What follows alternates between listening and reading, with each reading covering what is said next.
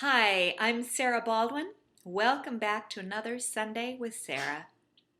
This week I got an email from Haley Crabtree who wanted to know how Waldorf teachers handle picky eaters. And this is a common question that I get, and I'm sure many of you have had this question for yourself. So this week's video is about eating, healthy eating, and minimizing those power struggles over food. So that's the first thing I want to say. You never want to get into a power struggle with a child at mealtime. Mealtime should be a pleasurable time of day, time of connection, and power struggles can create a lot of anxiety, and that's not what we want. So how can we minimize the likelihood of that happening? Well, as I spoke about in one of my earlier videos, which was all about rhythm, rhythm is a great way to avoid picky eating and power struggles. And by this I mean planning ahead, choosing foods that your child likes, and having them be consistent day to day, whether it's breakfast, lunch, or dinner time. For instance, let's talk about dinner time. Monday might be pasta night. Tuesday might be taco night. Thursday could be macaroni and cheese. I think you get the idea.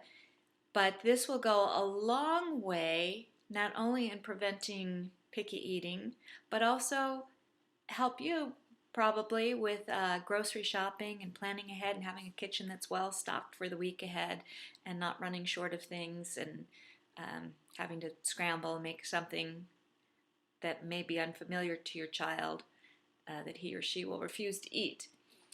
So that's one thing to know about young children. They really like rhythm. They really like predictability, and so planning ahead and having a weekly rhythm is really your greatest friend. And same could be true for breakfast. Although I must say, a lot of children, a lot of people enjoy having the same thing every day for breakfast. But you could have a pancake day and a cereal day, eggs. Anyway, I think you get the idea. And so you want to avoid, unfamiliar foods. Children, especially 4 to 6, even 3 to 6, will turn their noses up at something that's unfamiliar. But that said, you don't want to confine them to just the same foods all the time. So as long as you have something at the meal that is familiar, you can introduce unfamiliar things. And one thing we did, well, when I was a teacher at mealtime, I gave the children a choice of portion size. So having none of something was not an option, but you could have, I would ask the children how much they would like. A Papa Bear, a Mama Bear, Baby Bear size, or a Fairy Drop. And for something a child didn't like, we'd offer just a Fairy Drop, something on their plate, and they might turn their nose up, they might refuse to eat it at first, but it was consistent, and there was always a Fairy Drop. He or she might eventually try it and even discover that she likes it. And I saw this happen many times. Children refuse and turning up their noses and just being given a Fairy Drop week after week, but then eventually being a little venturous or seeing other people, other children or other family members enjoying the food would try it and discover they like it or they even love it. Another great way to discourage picky eating is by involving children in cooking and meal preparation and setting the table, even in the grocery shopping. For instance, in my classroom on soup day, every child would bring a vegetable for stone soup, whatever they had from home, a carrot, a potato, squash, zucchini, and we would all work together and chop the vegetables and sing a song about our stone soup. And it might have unfamiliar vegetables in it that week, but the children are so involved in the process, they take a little bit of ownership for it and may look forward to eating it more. Another trick is to make the food fun. And on our stone soup day, we use little crinkle cutters that are available at Bella Luna Toys. They're also known as a French fry slicer, and little S shape, wiggly shape. And you can chop the vegetables with this. They're not sharp, and child can't cut his fingers with it, but it makes little wiggly shapes that are fun. You might put alphabet pasta into a soup, and it's just to up the fun factor. And the other thing you want to do is model healthy eating,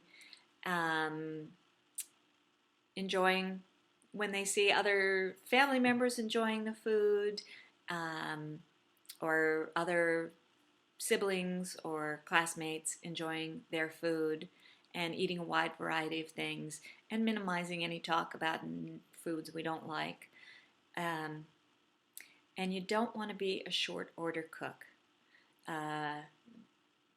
Let your child get used to eating what the rest of the family is eating, and I would really discourage you from preparing something special just for a picky eater.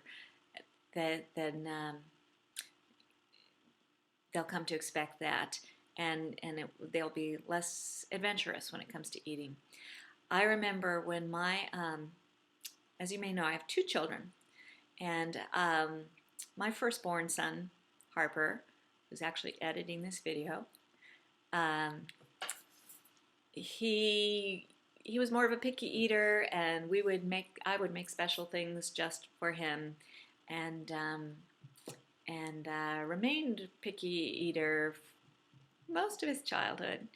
My younger son, William, while I was in Waldorf teacher training, went to a wonderful home care provider, Waldorf trained teacher who was German, and they spent all morning cooking delicious homemade foods. She'd make lasagna for lunch, and her house always smelled wonderful. And she was a little stricter.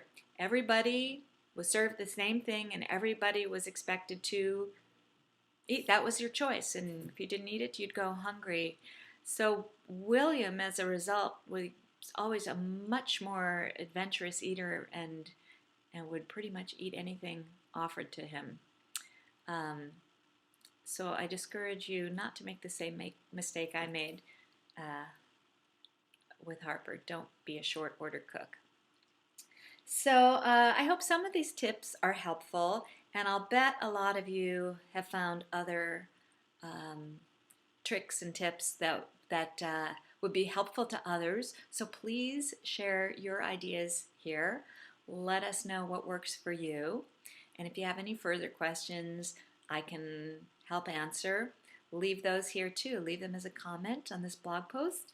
Thank you so much for tuning in every week, and see you next week. Bye-bye.